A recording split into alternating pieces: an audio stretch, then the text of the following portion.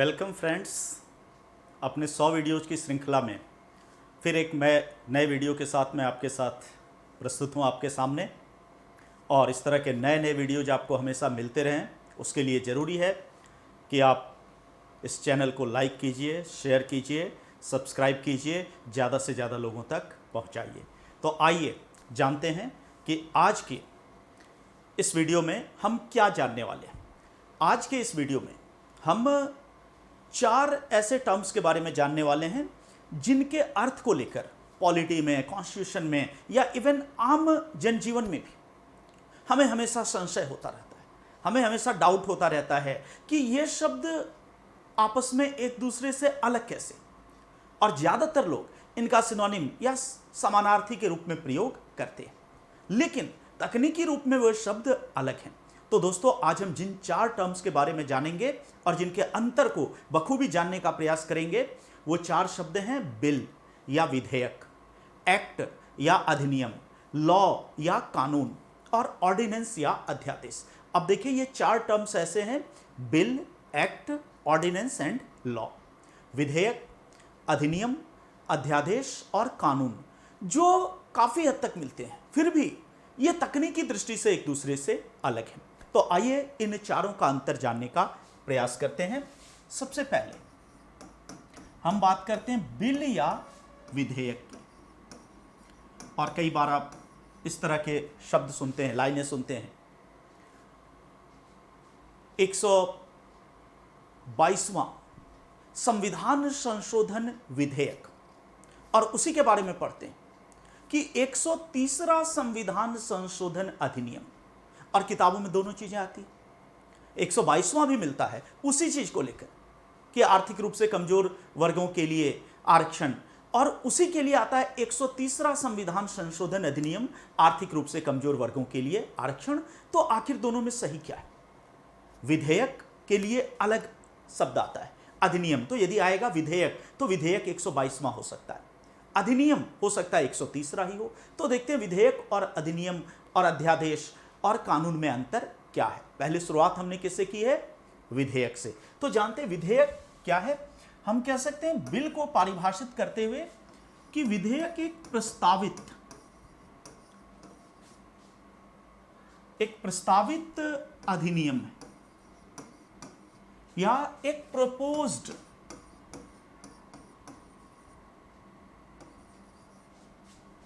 Act है या legislation है। विधेयक एक प्रस्तावित अधिनियम, इसका तात्पर्य क्या है? इसका तात्पर्य यह कि विधि निर्माण करना, लेजिस्लेट करना, यह संसद या विधायिका का कार्य है।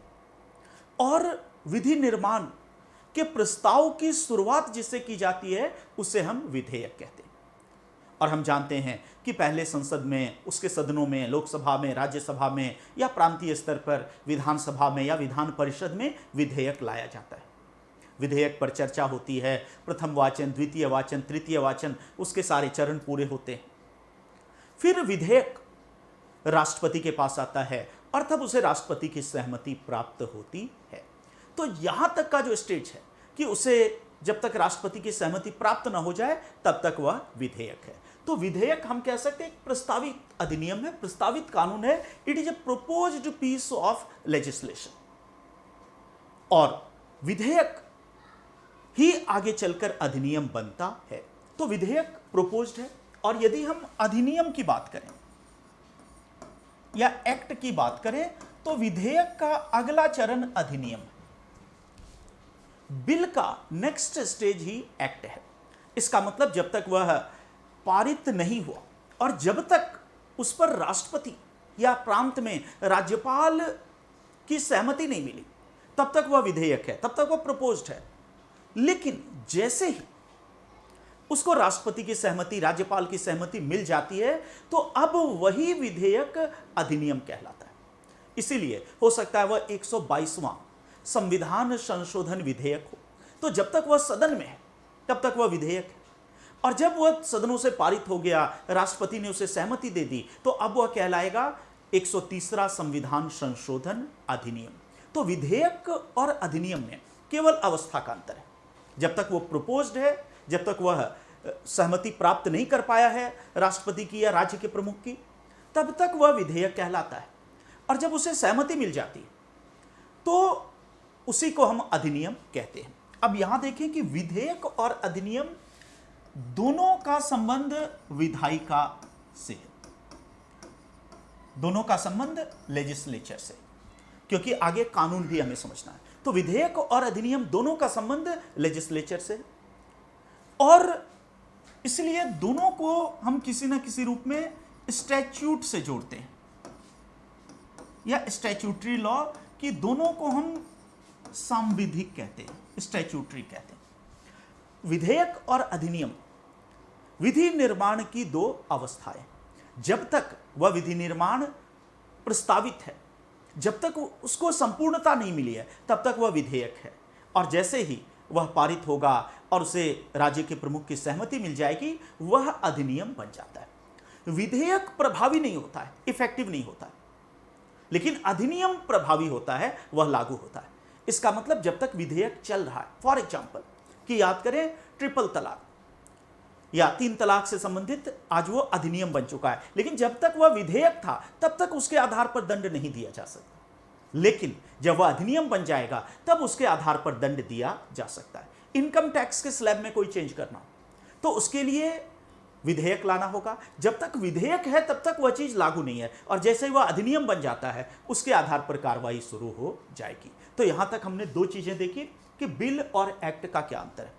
दोनों का संबंध लेजिस्लेचर या विधायिका से है, दोनों का संबंध स्टैच्यूट से है। अब आते हैं तीसरी चीज मित्रों, और वह है ऑर्डिनेंस या अध्यादेश।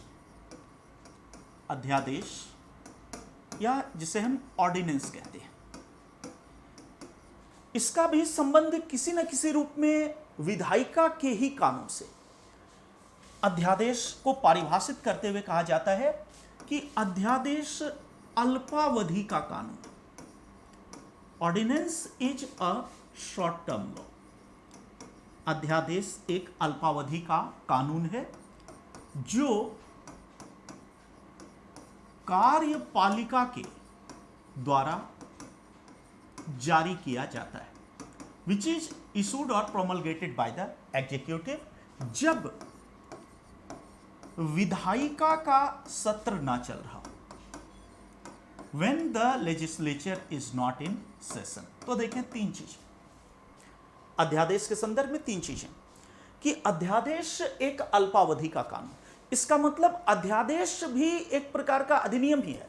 अध्यादेश से कभी आप ये कंफ्यूज ना करें कि ये कोई विशेष आदेश है या कोई, एज इट इज जैसे पार्लियामेंट का एक लॉ होता है, वो लॉ ही अध्यादेश है, और उसके जारी होने का केवल तरीका अलग है। और इसलिए हम कई बार देखते हैं कि विधेयक यदि पारित होने में कठिनाई हो तो उसको अध्यादेश के रूप में लागू किया जा सकता है। जैसे 3 तलाक संबंधी विधेयक जब पारित होने में अड़चन आ रही थी तो थोड़े समय के लिए उसी एग्जैक्ट सेम चीज को आपने अध्यादेश के रूप में लागू किया। तो देखिए अध्यादेश क्या है। पहली बात अध्यादेश की है कि अल्पावधि, शॉर्ट टर्म लॉ। इसका मतलब कि अध्यादेश कभी भी पूर्णकालिक नहीं होता, और अलग अलग देशों में इसीलिए इसकी अधिकतम अवधि है कि अध्यादेश इतने ही समय तक रहेगा। जैसे भारत में जब आर्टिकल 123 अनुच्छेद 123 को देखते हैं जो राष्ट्रपति को अध्यादेश जारी करने की शक्ति देता है, और आर्टिकल 213 को देखते हैं जो राज्यपाल को अध्यादेश जारी करने की शक्ति देता है, तो दोनों ही ये कहते हैं, चाहे 123 हो चाहे 213, कि अध्यादेश संसद और राज्य के संदर्भ में कहें तो विधानमंडल, तो अध्यादेश संसद का सत्र प्रारंभ होने की तिथि से 6 सप्ताह तक लागू रहता है। कितने दिनों तक? सत्र प्रारंभ होने की तिथि से 6 वीक्स, 6 मंथ नहीं, 6 वीक्स, 6 सप्ताह तक लागू रहता है सत्र प्रारंभ होने की तिथि से। और यदि 6 सप्ताह के भीतर उसको संसद अनुमोदन कर देती है, दोनों सदन उसको पारित कर देते हैं, तो अध्यादेश परमानेंट हो जाता है। लेकिन यदि 6 सप्ताह के भीतर उसको पारित नहीं करते तो अध्यादेश समाप्त हो जाता है। तो पहली चीज है कि अध्यादेश अल्पावधि का है, जबकि इसकी तुलना में स्टैच्यूट या एक्ट पूर्णावधि का होता है। अध्यादेश कार्यपालिका के द्वारा जारी किया जाता है। अब यहां पर देखें कि कोई स्टैच्यूट या अधिनियम या एक्ट वो विधायिका के द्वारा पारित होता है, और सरकार के 3 अंगों में यदि कार्य के बंटवारे के दृष्टि से देखें, सेपरेशन ऑफ पावर्स के नजरिए से देखें, शक्ति पृथक्करण के दृष्टिकोण से देखें, तो विधायिका का काम कानून बनाना है और कार्यपालिका का कानून को लागू करना है। लेकिन यहां हम देखते हैं कि कानून बनाने का कार्य कौन कर रहा है? एक प्रकार से कार्यपालिका, क्योंकि अध्यादेश भी एक कानून ही। तो अल्पावधि का कानून है, शॉर्ट टर्म लॉ है, जो कार्यपालिका के द्वारा जारी होता है, which is promulgated by the executive. अब चूंकि कार्यपालिका विधायिका के क्षेत्राधिकार में हस्तक्षेप कर रही, इसलिए अध्यादेश के संदर्भ में अगली बात यह है कि अध्यादेश तभी जारी होगा जब विधायिका का सत्र न चल रहा हो। इसका मतलब यदि विधायिका का सत्र चल रहा है, when parliament is in session, तो उस समय अध्यादेश जारी नहीं हो सकता, क्योंकि विधि निर्माण करना विधायिका का कार्य है। लेकिन इमेजिन करिए कि कोई ऐसी परिस्थिति आती है कि संसद का सत्र नहीं चल रहा है, जैसे अभी कोरोना के कारण, और हो सकता है महामारी इतनी ज्यादा बढ़ जाए कि सत्र बुलाना संभव ना हो।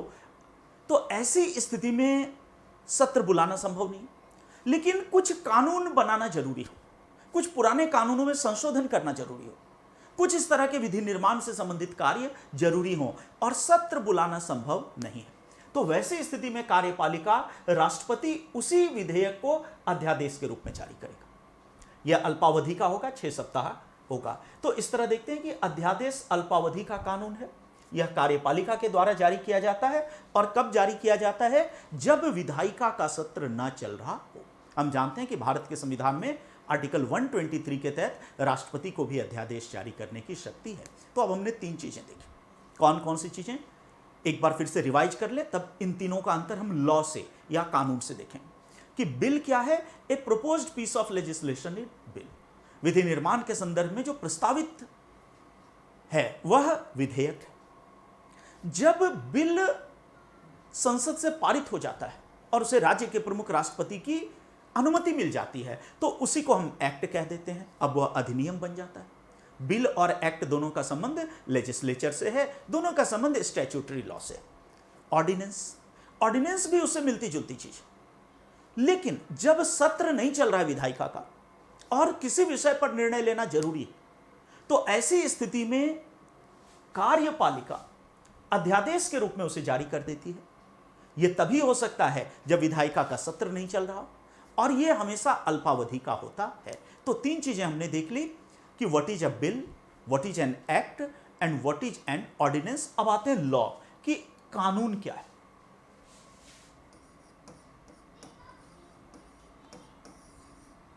What is a law? अब लॉ इन तीनों से अलग है, और लॉ या कानून इन तीनों की तुलना में काफी व्यापक शब्द है। हम कह सकते हैं लॉ को परिभाषित करते हुए कि law is a general term, या it is a generic term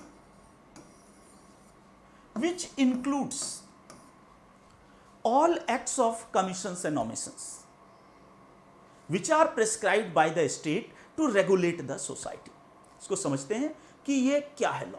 law एक सामान्य शब्द है, और इसमें वे सभी कार्य, वे सभी आदेश, सभी निर्देश, प्रत्येक ऐसी चीज आएगी जिसको हम कहते हैं एवरी एक्ट ऑफ कमीशन, जिसके द्वारा राज्य कहता है कि आपको यह करना है, आपको इनकम टैक्स पे करना है। So this is an order of commission.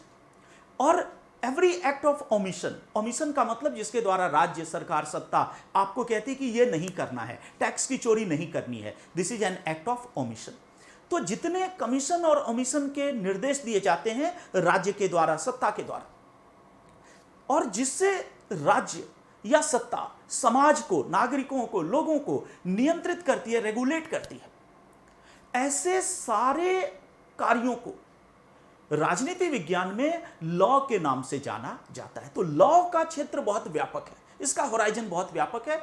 और देखें लॉ का उद्देश्य क्या है। ऐसे सारे कार्य जिसके द्वारा राज्य, नागरिक या जनता के जीवन को नियंत्रित करता है, वो लॉ है। तो लॉ के तहत पार्लियामेंट का एक्ट भी आएगा। So what is the act of parliament? Act of parliament is a law, it is an statutory law. इसको स्टैट्यूटरी लॉ कहते हैं।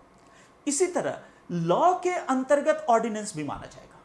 ऑर्डिनेंस भी लॉ है, उसके द्वारा भी आप समाज को रेगुलेट करते हैं। इसी तरह जो जुडिशियरी के रूलिंग्स है, न्यायपालिका के निर्णय हैं उसको भी लॉ के अंतर्गत रखा जाता है। क्यों? क्योंकि उसके द्वारा भी समाज को डूज एंड डोंट्स किया जाता है, कमीशन और अमीशन होता है कि क्या करना है और क्या नहीं करना है, निजता में दखल देना है या नहीं। तो जो सुप्रीम कोर्ट का रूलिंग है उसको हम एक्ट नहीं कह सकते, उसको हम ऑर्डिनेंस नहीं कह सकते, लेकिन उसको हम व्यापक संदर्भ में लॉ या कानून कह सकते हैं। तो लॉ में संसद का एक्ट भी शामिल है, ऑर्डिनेंस भी शामिल है, जुडिशियरी के रूलिंग्स भी शामिल है।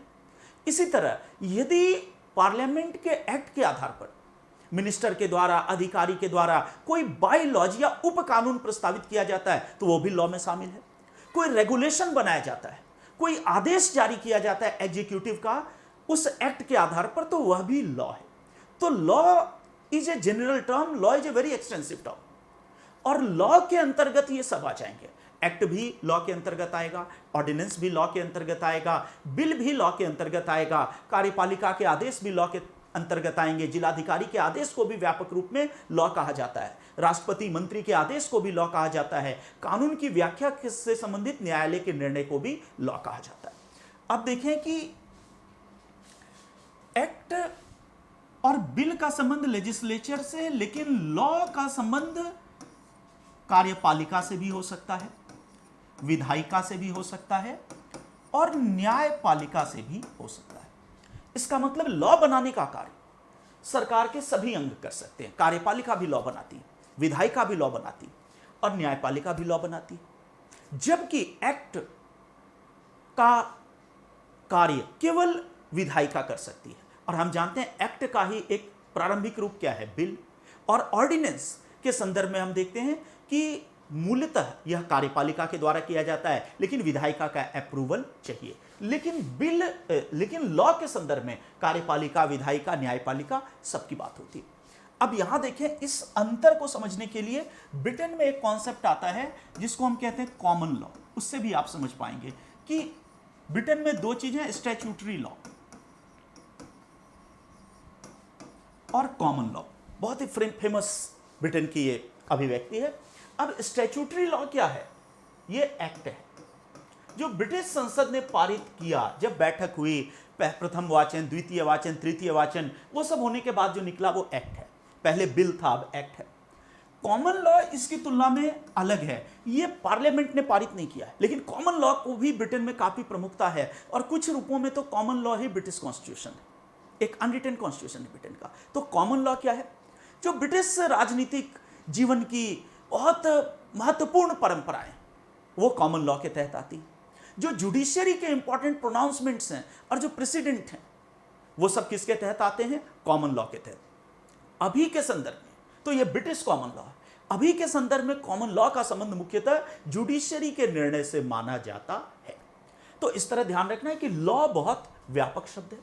आप देखते हैं कि ब्रिटेन में यह डिफरेंस ज्यादा विजिबल है, क्योंकि ब्रिटेन में दो कॉन्सेप्ट आते हैं। एक है प्राइमरी लेजिस्लेशन। जब हम ब्रिटिश जुडिशियरी या ब्रिटिश कॉन्स्टिट्यूशन पढ़ते हैं तो दो कॉन्सेप्ट आते हैं, प्राइमरी लेजिस्लेशन और सेकेंडरी लेजिस्लेशन, प्राथमिक विधि निर्माण और द्वितीयक विधि निर्माण। प्राइमरी लेजिस्लेशन से जिसका निर्माण होता है वो एक्ट है, और सेकेंडरी लेजिस्लेशन से जिसका निर्माण होता है वो बिल है। और सेकेंडरी लेजिस्लेशन के लिए ही इसीलिए ब्रिटेन में और अब पूरी दुनिया में एक शब्द का प्रयोग होता है जिसको हम डेलीगेटेड लेजिस्लेशन या प्रदत्त विधि निर्माण कहते हैं। डेलीगेटेड लेजिस्लेशन या प्रदत्त विधि निर्माण। आइए समझते हैं कि क्या है। जब हम ब्रिटिश पार्लियामेंट की बात करते हैं तो ब्रिटेन में एक सिस्टम बहुत फेमस है जिसको हम कहते हैं डेलीगेटेड लेजिस्लेशन। अब इंडिया में भी आ रहा है। डेलीगेट का मतलब किसी को दे देना, प्रदत्त कर देना, कि मैं अपनी शक्ति किसी को दे दूं, तो यह डेलीगेशन ऑफ पावर है। ब्रिटेन में जो संसद है वो एक्ट पारित करती है, अधिनियम पारित करती है, लेकिन उसमें बहुत विस्तार नहीं होता है, उसमें बहुत समग्रता नहीं होती है। एक प्रकार से उसने ढांचा बना दिया, एक स्केलेटन पारित कर दिया, मोटी मोटी बातें ब्रिटिश पार्लियामेंट ने निर्धारित कर दी कि ये चीजें। वो एक्ट हुआ क्योंकि पार्लियामेंट ने पारित किया, और उसके आधार पर डेलीगेट कर देता है कि अब इसकी जो छोटी छोटी बातें, इसकी जो व्याख्याएं हैं, इसके आगे किस प्रकार इसको इंप्लीमेंट किया जाए और क्या आदेश जारी किया जाए, वो सारी पावर डेलीगेट कर देता है, वो सारी पावर दे देता है किसे? एग्जीक्यूटिव को, मंत्रियों को, अधिकारियों को। और यदि कोई प्रॉब्लम हो तो उसको इंटरप्रेट करे जुडिशियरी। तो ये डेलीगेटेड लेजिस्लेशन है। और डेलीगेटेड लेजिस्लेशन के द्वारा इसीलिए किस चीज का निर्माण होता है, डेलीगेटेड लेजिस्लेशन का संबंध लॉ से, जबकि प्राइमरी लेजिस्लेशन का संबंध एक्ट से। तो दोस्तों ये चार चीजें हमने देखी, बिल क्या है, एक्ट क्या है, लॉ क्या है और ऑर्डिनेंस क्या है। आइए इसको कुछ स्लाइड्स के माध्यम से भी हम लोग देख लेते हैं। और स्लाइड्स मैंने इसलिए बना दिए हैं कि अपने टेलीग्राम चैनल पर आप चाहें तो मेरे टेलीग्राम चैनल पर भी मुझसे जुड़ सकते हैं। टेलीग्राम चैनल जब आप सर्च करेंगे मंजेश सर, तो वहां पर ये पीडीएफ भी आपको मिल जाएगा। तो यहां सबको शॉर्ट में कर दिया कि bill is a proposed legislation, एक प्रस्तावित कानून है, ये इनिशियल स्टेज ऑफ एक्ट है। और जब बिल दोनों सदनों के द्वारा पारित हो जाता है तो ये एक्ट बन जाता है। तो ये बिल हमने देखा। फिर आता है act. Act is a law made by parliament, it is statutory law और हमेशा ये लेजिस्लेचर के द्वारा होता है। फिर ऑर्डिनेंस हमने देखा, short term law enforced by the executive when legislature is not in session. और अंत में हमने देखा law, it is a general term, it includes, law में क्या क्या शामिल है, act, ordinance, judicial pronouncement, orders of executive, bylaws, rules and regulation, सारी चीजें लॉ में शामिल है। Any act of commission and omission enforced by the state is called law और act is a subset of law. तो ये यदि आप इसका पीडीएफ चाहते हैं तो आप मेरे टेलीग्राम चैनल पर मुझसे जुड़ जाइए, मंजेश सर के नाम से सर्च कीजिए, तो वहां आपको इसका पीडीएफ भी मिल जाएगा। तो दोस्तों यदि ये वीडियो फिर मैं कहता हूं आपको अच्छा लगा तो लाइक कीजिए, शेयर कीजिए और चैनल को सब्सक्राइब कीजिए और दूर दूर तक इस चैनल की प्रसिद्धि को फैलाइए। तो इसी के साथ दोस्तों यहाँ पर मैं समाप्त करता हूँ। बहुत जल्द फिर मैं एक नए वीडियो के साथ आपके साथ आऊँगा। तब तक स्वस्थ रहिए, सुरक्षित रहिए। जय हिंद।